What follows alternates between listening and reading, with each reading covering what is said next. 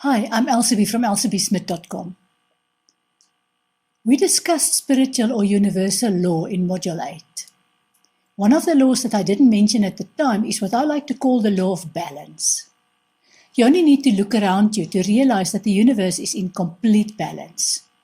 As Newton's third law states, for every action, there is a complete and opposite reaction. We're not talking about opposites of judgment, for example, good and evil or black and white.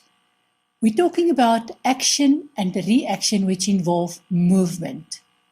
For every day, there's a night. For every summer, there's a winter. For every birth, there's a death. Together with the law of balance, there's also the law of harmony. Imagine if summer is followed by spring, or if one person takes up all space and doesn't leave any space for anyone else. Where there's no harmony, the result is dissatisfaction, conflict, stress, and limited resources. The implication is that for every action there must be a settling down of energy, which is then followed by a reaction with its own settling down of energy. In this module, we'll explore patterns and repetitive patterns, and how these patterns create harmony in our world. Numbers are older than mankind. Numbers have been around for as long as the earth has existed, and even longer. Because the earth is part of a universe where numbers have existed since even before the earth was created. For example, a bird has 2 feet. There are 4 seasons.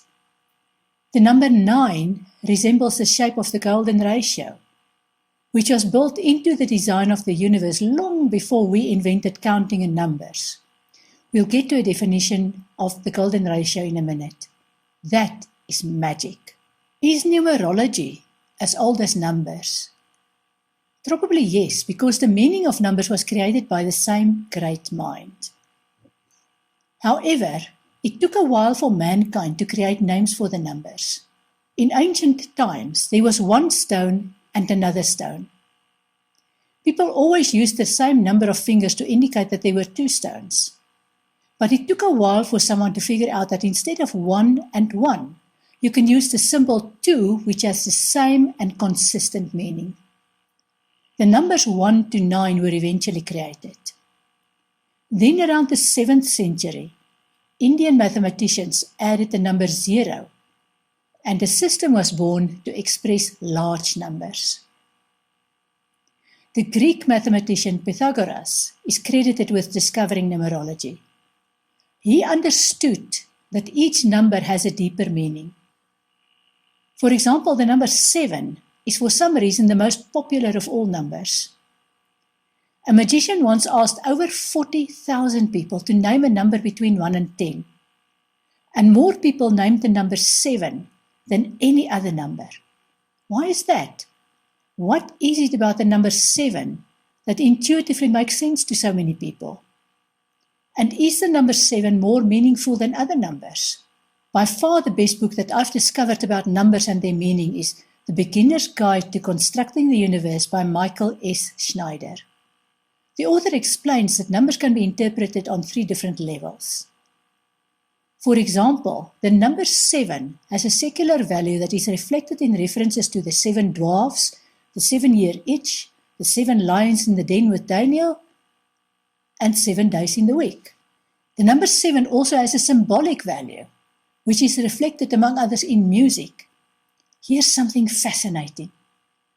We're all familiar with the classic movie The Sound of Music, where the children are taught the notes: doe, a deer, a female deer; ray, a drop of golden sun; me, a name I call myself; far, a long, long way to run; sew, a needle pulling thread; la, a note to follow so; tea, a drink with jam and bread.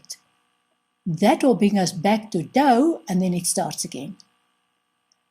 Here is a different version, dating back around 1,000 years. Dominus, which is dough, is the Lord or the Absolute. Regina Coeli, which is Ray, is the Queen of the Heavens or the Moon. Microcosmos, which is me, is the small universe or the earth. Fata, which represents Fa, is fate or the planets. Sol or So represents the sun.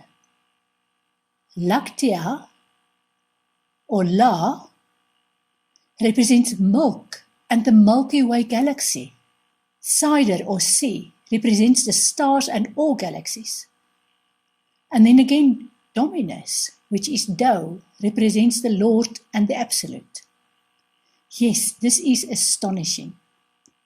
The 7-note musical symbol is used to symbolize the macrocosmic design and the mathematical harmonies that rules the universe.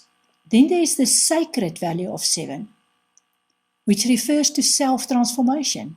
One way you can transform yourself spiritually is by working through the 7 chakras. Focus on self and survival, then on community, followed by control of self, and love, which is the bridge to the divine. The higher levels of self-transformation are represented by clear communication, the third eye or intuition, and the sacred connection with the divine. You can also transform yourself mentally by focusing on the 7 liberal arts. That would be grammar, rhetoric, logic, arithmetic, geometry, music, and astronomy.